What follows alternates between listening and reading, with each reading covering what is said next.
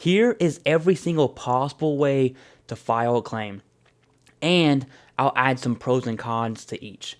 Of note, my recommendations on how veterans should handle their claims start to finish will be towards the end. Starting with the controversial option, and that's a claims consulting company. I'm going to rope all of these into one, whether they are using a remote desktop, screen share, you just give them your PII, or they consult you on submitting your own claim. Advantages, they have a personal interest in your claim because they want to be paid and are generally active in getting you the highest percentage possible so they can rake and take what is rightfully yours. Disadvantages, you either have to pay a large fee on the back end, which sucks, or pay up front, which also sucks, and hope for the best. These companies have predatory practices, and one of those is using presumptive conditions, meaning the veteran would have won that claim no matter what, and they're still going to rake that profit. Another option is an accredited attorney. They are able to charge a reasonable fee, and that is usually up to 33.3% or 1/3 of your back pay. A lot of them do charge about 20%.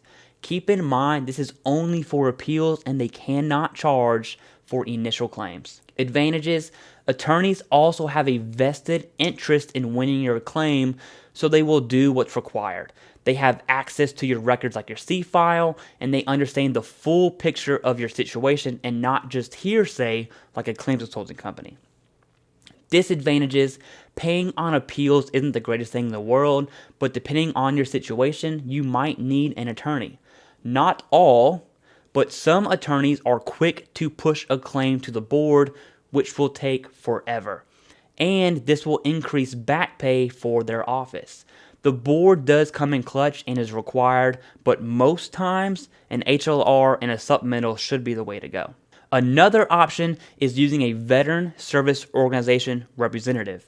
Notice how I said VSO rep and not VSO.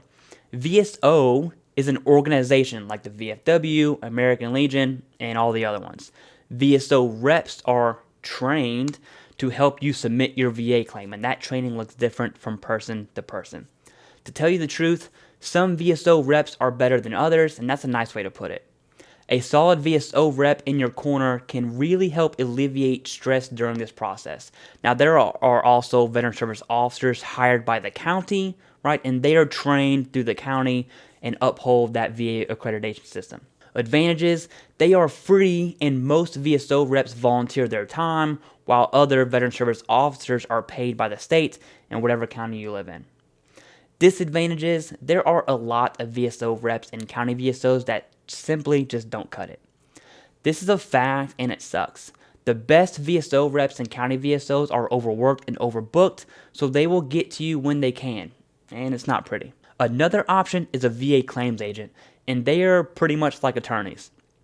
They can charge a reasonable fee that is usually up to 33.3% and only charge in appeals, and again, a lot of them do charge about 20%.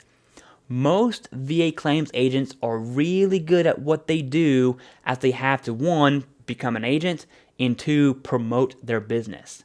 Advantages, they will work and do everything they can to win your claim, as they have a vested interest in you winning that claim. Disadvantages, you have to pay, which again kind of sucks. Like attorneys, not all, but some are quick to send appeals to the board to increase that back pay. So just keep an eye out for that. If you don't think your claim needs to go to the board, you can definitely express that to your attorney or your claims agent and try the HLR or the supplemental claim route first. Finally, filing your VA claim yourself. This is totally possible, and in my opinion, one of the things the VA got right. Filing a claim online at va.gov is 1,000 times easier than using a 526EZ, an 0995, or an 0996. But you can certainly use paper form and send that via mail if you want to. If you don't know what those numbers mean, don't worry about it. Just go online, submit your claim.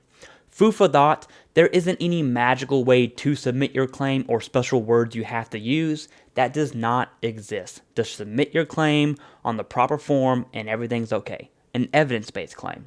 Advantages, absolutely free. It's the fastest of the options because it doesn't require an appointment. And in fact, if I logged in right at this second it would probably take me about 7 to 8 minutes to submit a claim, whether that's a direct, secondary, or an appeal. You can also upload your own evidence for your claim using Quick Submit. I'm going to leave a link pinned in the comment section on tutorials on submitting each types of these claims and uploading your own evidence.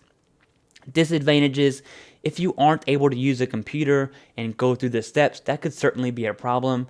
It can also be cumbersome when you're filing a new condition direct, a secondary, an increase, a supplemental claim, and a HLR all in one go.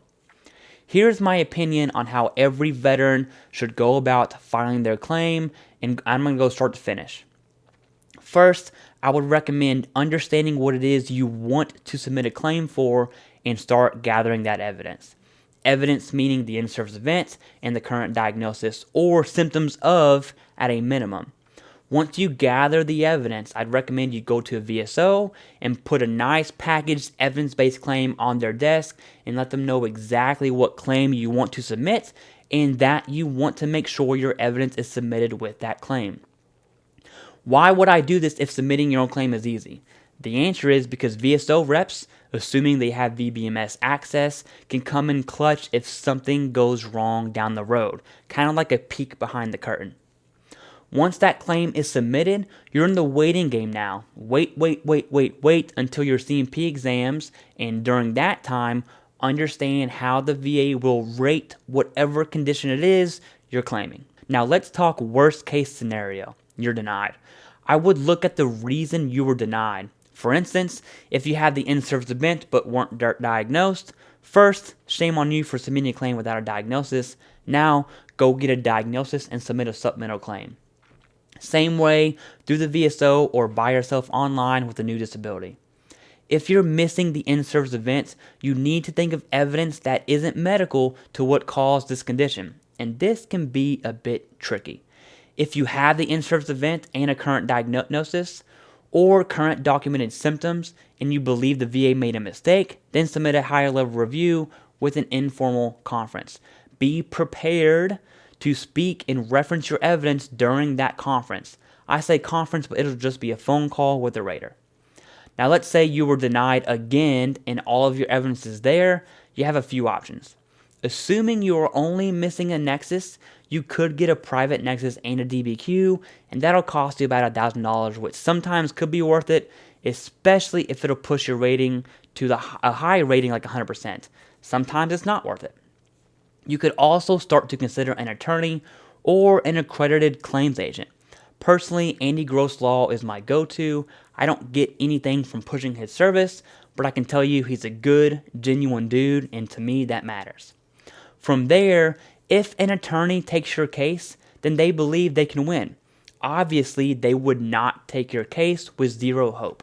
Depending on your situation, you could very well go to the board, but we are talking about worst case scenario right now. Or you could really take the time to submit an evidence-based claim and not deal with any of that.